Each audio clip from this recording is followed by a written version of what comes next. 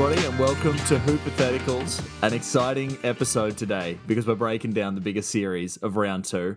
But I couldn't do that without my co-host, brother-in-arms, the man, the New York Knicks, the man himself, Tom Nixon. What's up, man? And I'm so excited to be here. Not only is it the greatest round two matchup that we're about to dive into tomorrow at 3 a.m., not local time, but I actually would contend with a not hot take that it is maybe the best, shy of whatever could be the finals matchup. This may be the matchup, not just for round two, but all rounds. So I'm psyched. You're Totally into it. I agree with you as well, man. I think this is the one to watch. I've had a lot of chats with people about this. I'm so excited. Everyone's kind of got a different take on what this is going to be. Obviously, as people know that are loyal fans and have been calling for this episode, we're Bucks fans. So obviously we're going to lean a little bit that way. But I have been listening to a lot of podcasts, and a lot of people are Celtics fans in this series. And I just thought, let's break it down, because for me, I've got to be honest, outside of an injury or COVID, I really am not even sure how the Bucks can lose this series. That's where that's how confident I am going into this. I'm gonna just back you up just a little bit before we even get there, because I've been astounded at the amount of people who are just jumping on the Boston bandwagon. Mm-hmm. Like it's like people decided after the All-Star break, after January, like, oh, I'm a Celtics fan all of a sudden. I mean, I don't know if people remember, but they were calling for trades mere months ago. Get Jalen out of there, get a good pick for Tatum, all this ludicrous stuff, and all of a sudden, you win a Defensive Player of the Year in Marcus Smart, and they have a good back half of the season in defense. And now everyone's decided that the Celtics are the hottest thing, to come out of the East. And I couldn't agree with you more, mate. I mean, not to get me fired up early, but I am nervous. I don't think it's going to be a sweep from the Bucks, but I am nervous for the Celtics. But I just think I don't think it's going to be a cakewalk like everyone thinks, that the Celtics are just gonna skippy pop Giannis. I mean, he's the best player in the world. Yeah, I also love that the key's already in the ignition for Tom Nixon. The rant, the engine's already starting to rumble. I came preheated, mate, and I told you before we went on air that I wasn't going to turn into some quasi four-man shock jock, especially when it comes to Bucks fanaticism. But I tell you what, I mean, you just start the conversation. I'm already there. So the oven's preheated, mate. Let's start cooking. All right, great. So I just wanted to talk about a couple of things that I don't really feel like are getting talked about that much for me. Well, first of all, let's start with obviously the important things here. Chris Middleton probably not going to be back this series. That's what the reports Definitely are. Not. So he's out. So that's obviously big news. Also, Jaylen Brown, probable for tomorrow, hamstring. Oh, I didn't see that, actually. Yeah, so he should be playing, but has a hamstring lingering issue. Well, it sounds like even if he's playing, he might be almost literally on one leg. Pun well intended. Absolutely. But that is actually interesting. I didn't know about that. So that is a spanner in there. Yeah. So I guess for me, the thing that is really standing out, I don't hear anybody talking about it, and it kind of is interesting, is that the thing that is really concerning to me, and it's something that the Bucks really excel at, is playing teams that don't have bigs. For me, it's one of our strengths. Yeah. The Celtics don't have bigs. Their tallest player is Horford. He's 6'10". Robert Williams is 6'9". Daniel Tice is 6'8". Tatum is 6'8", Jaylen Brown 6'6", Marcus Smart 6'3". Right now, I might add as well, mate. Yeah? Al Horford is roughly 40 years old, so it's going to be elder abuse out there, mate. Giannis is going to absolutely destroy him. So, but please don't let me interrupt you. So, because I was listening to something today, and there was this guy, again, obviously a lot of people digging the Celtics, really feeling confident. They were talking about the matchups, because for me, the starting lineup is going to be what was the sort of starting lineup against the Bulls, which is the big lineup with Bobby, Brooke, and Giannis. And I heard what the defensive strategy probably is going to be. and that is that it's going to be Horford on Brook, which I like as a Bucks fan, personally. I love that. Yeah, I think they're both like they're whatever. If they both cancel each other out or whatever, or I still think Brook's a bit stronger than he is. I think there's still some action that can happen there. But regardless, if they cancel each other out, totally fine. Then apparently Tatum on Giannis is what people are thinking, which I think is stupid.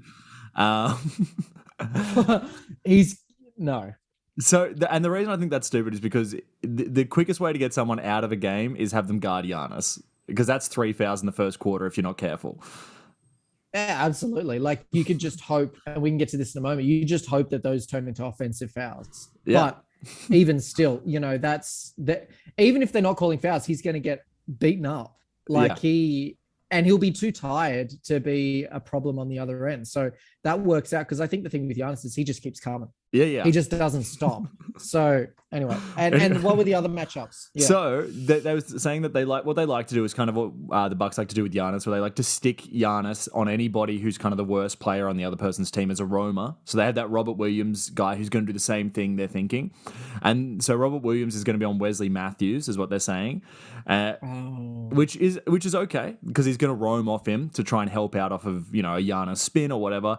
But at the same time, I think people don't rate Matthews at all. They're like, he was, like, I understand last year on the Lakers, it looked like he was heading to China. Mate, I know he did look like, but he shut down DeRozan in that first round. And he actually shot I think he shot 48% from 3 in that series. So the man doesn't need to be he doesn't need to do anything more than what he's doing, which is be a body on someone like Tatum or Jaylen Brown, whoever it ends up being. I actually think he's kind of a little underrated. I know he's a bit old and sometimes he can suck, but I don't know. I'm feeling him for this. Me too. And so I also like him for that. I think I'm going to get to a bigger point that I think is what's happened to a lot of people generally, and why a lot of people aren't picking the Bucks. But anyway, so that's what they're doing there. They're thinking they're going to put Smart on Holiday, which leaves Brown on Portis, which as a Bucks fan, I love. I love that. Yeah. Do you know what I think? I just think Bobby Buckets in that mid post, or back him down a little bit, turn, jab step, money. It's money, and it's offensive rebounds on misses as well, is what that is. Exactly, and I just think that he's going to be put in the weight room like every single time, and I'm not mad about that at all. So anyway, these are kind of the matchups, and what I'm hearing a lot of, which I think people that haven't watched the Bucks this year, fair enough if you haven't, whatever. They've been a bit hit and miss, but what I think people aren't realizing is that the Bucks aren't the Lakers. They're not like 3 stars and then minimum contracts. It's the people that are sort of on the wings, like Connaughton and Grayson Allen and Wesley Matthews, can knock down shots. They're not like these old scrubs who are 40 years old and just out there to try and hit threes like Melo. These are people that really can knock them down. We saw Pat last year absolutely cook teams at the end. They just left him open because they're like, we're going to double off Giannis. And Giannis is a better passer this year. Absolutely, man. And the other thing is people are sleeping on, especially those guys, on their defense. People sleep on the hustle of Connaughton. Even Grayson Allen, if you switch onto him, it's not like that's a defensive weak point for the Bucks. I don't think. He's pretty tall, he's pretty big. It's not like he's 6'1" or anything. So I think that people switch at their or request the switch. I mean, at their own peril. So I don't know, man. It could be tough for a Celtics. I don't know what matchups they're looking for. That's how I see it. Yeah, because I just want to put this point out there as well, because I think it's important. I think one of the most important things for this series is that Brook Lopez was out for the whole season, and Bobby got a lot of experience as somewhere between second to fourth option, right? But he was sometimes on offense he's our only option. If we're running a lot of bench minutes and stuff, and he's just out there, he can be the number one. But also he played most of the season as a fourth option and averaged 16 points. He's going to be now asked to move up to that second, third option with Chris out. I would say, because I think people are like, oh, can Brook do it? I actually think they're going to go to Bobby and be like, Bobby, let's get you some buckets. You know how to get them. Go out there and get them. Exactly. he's got a bag. I mean, Yeah. he's got a great like floater game. I mean, we did this the other day. Floater game, little like baby hook game, Uh-huh. mid range, spot up threes. I would, and I feel like he can get a quiet 16 every game. No problems. Yeah, I think they're going to be asking him to get like 20 a game, which I think against Yeah. lineups that are this size, I think that's doable for him. Also, let's not forget Grayson Allen is like shooting basically 100% from three right now. And if they double Giannis, which they'd be fools to not, he passes it straight to the pocket. I mean, that's just. I mean, you saw what he did in games 2 and 3, or was it 3 and 4 in the Bulls? I mean, the man was a sniper, and all he has to do is one pump fake and then drive to the bucket, and it's a layup or whatever it is. So. Yeah, I'm feeling good. I think the only thing for me is that let's balance this out a little bit. Let's do it. As much as I want to just talk about how good the Bucks are, I think the thing for me is that what the Celtics have going for them is I feel like it feels like they're at the right time. Like they've had these pieces for a while now, but for whatever reason, the timing hasn't worked for them. They haven't been gelling, and I don't know what happened after the All-Star break or the second half of the season, but it feels like they've started to click as a team and they're playing really good team basketball. Whereas before they used to play very hero ISO, like just give it to Tatum, let him dance and take a three sort of basketball. But it feels like they're passing more locked in with defense, obviously. And so I kind of think that it's like this is their season to make a deep run into the playoffs. And I feel like that is kind of the narrative for them, which is on their side. They also do have home court advantage, which I don't love. I am basically expecting that they'll win the first 2 games at home. I'd be surprised if they didn't. Yeah, I agree with that. But then like kind of the ping pong sort of, back and forth starts and it makes for a really tough game 7. Also, Tatum's kind of playing as good as he's ever played, and the man can drop 40 or 50. So I feel like if him and Giannis cancel each other out, then it's kind of like, what are the others going to do? Is Bobby going to be able to put up 20? Is Marcus Smart going to hit threes, or is he going to brick them all? Because sometimes it's like the man can't buy a point. But other times, I've seen games where Marcus Smart just, he turns into like Seth Curry, and just like keeps hitting shots. And I just, I don't know. I feel like they could make something of it here. So, but they don't have the experience. That's what's not in their favor. Yeah, I mean, like, so the things that I like about them, I think that they have, like, Tatum is a massive mismatch for the Bucks without Middleton. I definitely think that's true. Like, I really think this is like a perfect team for him to go against personally. But I think like they do have some advantages because they're smaller. Like, you can sort of like try and do stuff with Bobby and Brooke and try and, get them to sort of like be spinning around or getting them out on the perimeter and stuff. I can see them doing that sort of stuff. That's the small ball kind of way. And I do also, I do like where Tatum's at. He's hitting a lot more shots with a hand in his face. Like, like if there's someone smaller than him, he'll still just take it and make it. So I love that about him. And you are right. Their defense is much more teamy, which is good. They do seem locked in on that end. But yeah, no, so go for it. I was just going to say just lastly as well, because the Bucks basically always do drop defense, drop coverage. If the Celtics start hitting their threes, we're in trouble because they won't get, because we're big and we always protect the paint, they won't get a single bucket unless it's like floaters from, just outside the paint. But if they start hitting their threes, which they're going to have the chance to, it could be an issue. Yeah. It could be. So that is an exciting series. The other thing that I just like though, and I just thought I'd also bring this up. Speaking of the Bucks and their lineup, I was thinking about it today. What I like about them against the Celtics though, is that the Celtics I think are really, really well built for most teams in the NBA because everyone can switch on defense. Everyone is pretty all right on offense. And everyone is that sort of right size where they're pretty strong and they can kind of switch around on most people. But I was thinking about it, and I don't know how many other teams in the whole NBA can throw out a lineup of 3, 6, 10 and above people. Like the Bucks might be the only team in the whole NBA that can actually do that, which is I think where I'm seeing the mismatch. Because I do like the Celtics against most other teams because they're so switchable, so athletic, good shooters and stuff. But in this case, I think this is like there's a lot of opportunity for the Bucks to sort of go against that and use the height to really be like, if you're going to switch everything, we're really going to, because all the bigs for the Bucks can score. So, if you're going to switch it, we're happy with that. Yeah. I think that's just going to have to be the advantage for the Bucks. We'll have to wait and see. It'll certainly, I think, like I said before, this is the series to watch, man. Man.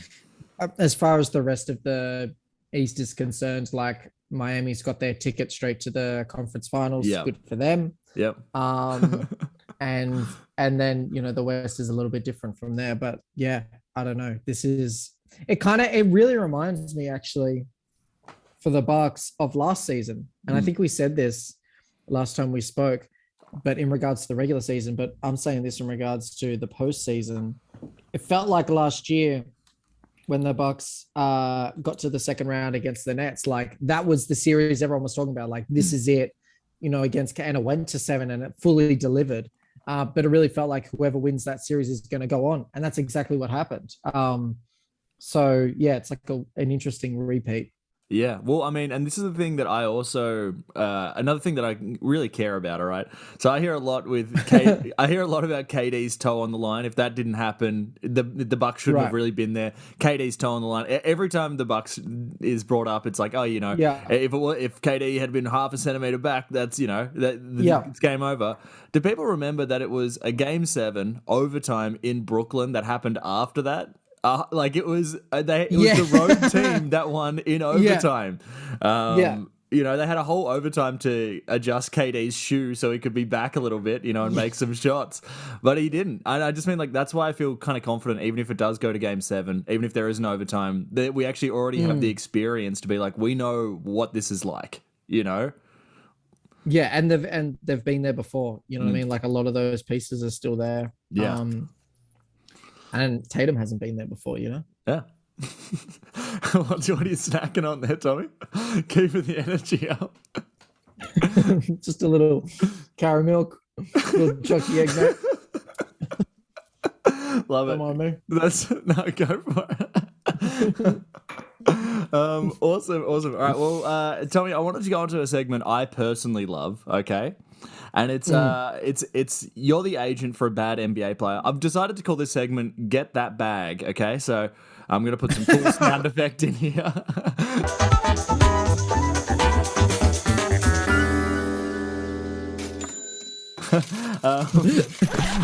So today we're playing "Get That Bag," Tommy. I'm gonna give you I'm gonna give you 45 seconds here. Okay, so let me get a timer up. You're gonna have to be the agent for a player that is C or below in terms of their player grade. For me personally, and I want you to try and get them that bag. You're in the meeting with a prospective team. You've got the. Let's go. Let's do it. All right, let me pull up the stopwatch here. All right, here we go. All right, I'm nervous. I'm excited for you, Tommy. So your player that you want to get that bag for, you're the agent. You've walked into the office. You're looking ready to go. That player is Tristan Thompson, and your time starts now. Oh my goodness. Where do I even start? His name both starts with a T, and so it just rolls off the tongue. And that doesn't say anything about his skills. I don't know what does. The man, he's got size. He can play defense. He's got a little bit of experience there. He's a great off the bench, solid option that you can rely upon. He's always going to get you whatever points he's going to get. It's not going to be a lot, but he's going to get them. Oh, yikes. It's hard. 10 more seconds there, mate. Feel free to fill it with facts. You know what? And if you don't like him after 1 year, you can trade him and get a draft pick or something. And there you go. That's the time right there. That was hard. I couldn't think of a single redeeming quality of that, man. What has he done in the past few seasons that's memorable? Get traded? That was some of his highlights. I know. I mean, I was going to say, if you trade him, he's probably already got the jersey. So That'll save you money. Oh, mate. Anyway, well, great job. Great job. I think there'll be a lot of agencies out there looking to hire you after that one, mate. An impromptu. Oh, poor Tristan Thompson. Wasn't that bad? Nice. All right, well, let's jump into our last. Actually, you know what I was thinking? We can just do quickly before this. Do you just want to go through the other series quickly and just anything that you kind of like or dislike? We're going to move into a least favorite and favorite storylines going into the next round, but I definitely wanted to get your thoughts on just the other series. How do you see them going? So let's kick it off. Okay. Miami and Philly. Let's just stay in the East there. Yeah. So obviously Joel is out. Indefinitely. But I am actually hoping that this could be a bit of a opportunity, like redemption arc for James Harden.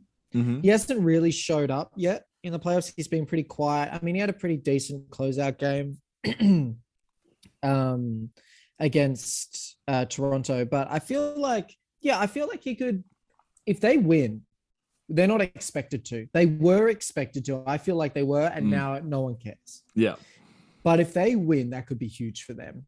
And I really want to see James Harden I want to see him not suck as much as I want to see him suck. I want to see him not suck in the playoffs for once and actually validate his existence, validate the ludicrous amount of money he's getting paid.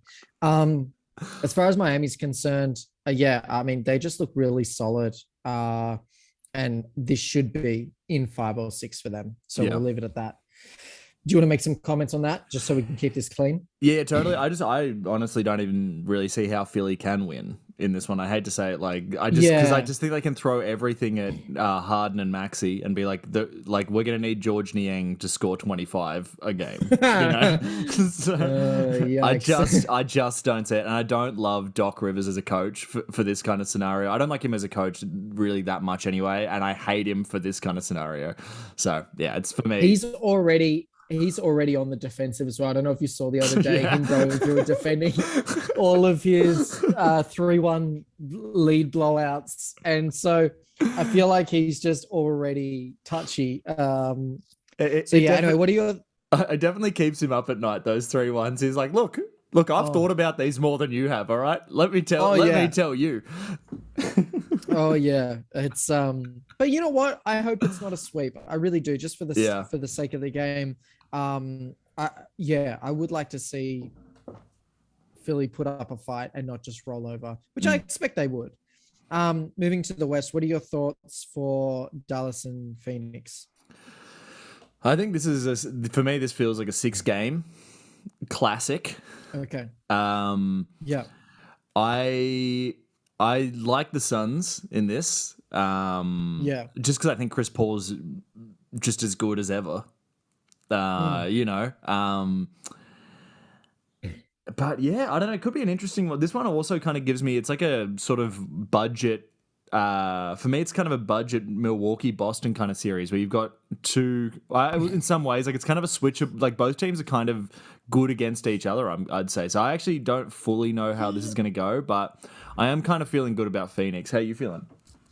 I'm a little bit more definite on this. I'm not sure why everyone thinks Dallas is even going to be sniffing this series. Okay.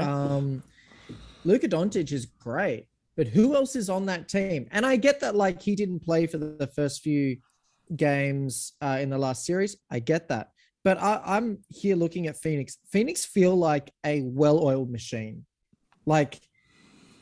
I feel like they are so ready to just go straight back to the finals. And I mean, if you put Luka and Chris Paul as the point guard kind of against one another, I don't know. I don't see Dallas winning more than a game or two, maybe. Wow. He has huge games at home, maybe. But Phoenix they're so deep. They have so many options, so many shooters. And I also think that Aiden is going to absolutely torch them in the paint. I do agree with that.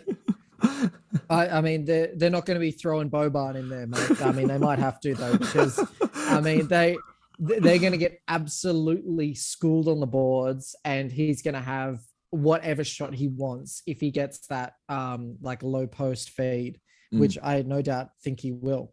So yeah, I don't know. I just think I think Dallas, to be honest with you, I thought they did well to get this far.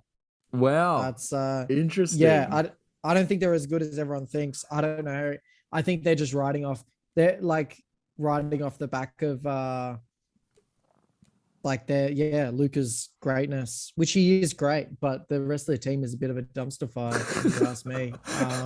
It kind of reminds me, if I'm being honest, it reminds me a little bit of Denver, where you've got one great player and that's it.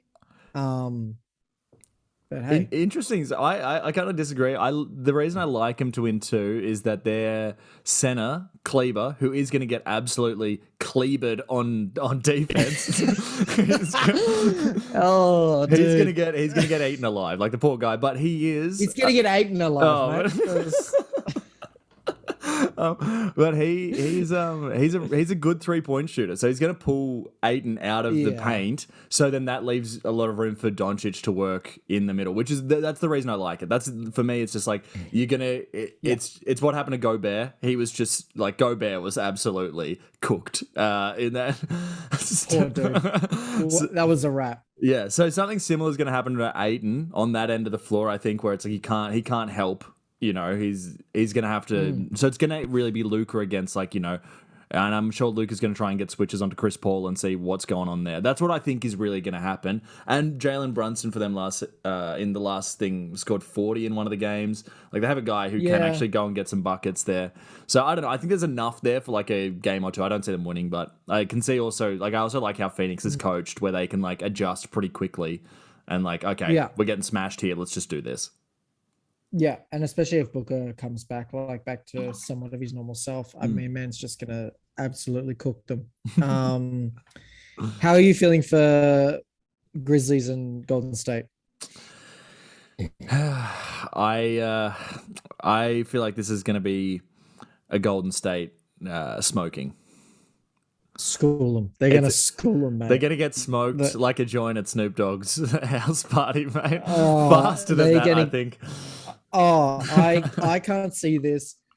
It's going to be tough. It's going to be so tough. I mean, not even mentioning the fact that Memphis only cleaned up their last series yesterday and they're playing tomorrow. So it's not like they've had, I think Golden State's had at least 3 or 4 days off, you know? So yeah, anyway, you go first.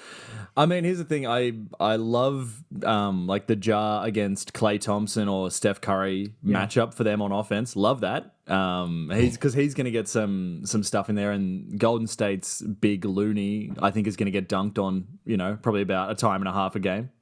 But but I mean, I just think the rest, like everyone else in that team, is going to get locked down, and at a certain point, that's it. Golden State looks so good right now. Jordan Poole is a menace. Yeah. And then they've got like the trio, like I don't know. Clay is looking comfortable. Draymond is doing his thing, and Steph Curry 30 off the bench. So you can forget it. I can't see how. I mean, the Grizzlies have been playing really good, and they're resilient, and they are well coached, and I think they may get through with like speed. I reckon if they play quick, and literally try and tire out the Warriors, that might be their advantage if they run. But I'm sorry to say, Steph and Ja Morant, I mean, you're gonna get schooled. And I wouldn't be surprised if it's a sweep, to be honest with you. My question is, Tom, how many if you had to guess how many quarters Memphis wins in this series? Would you say it's more than 4?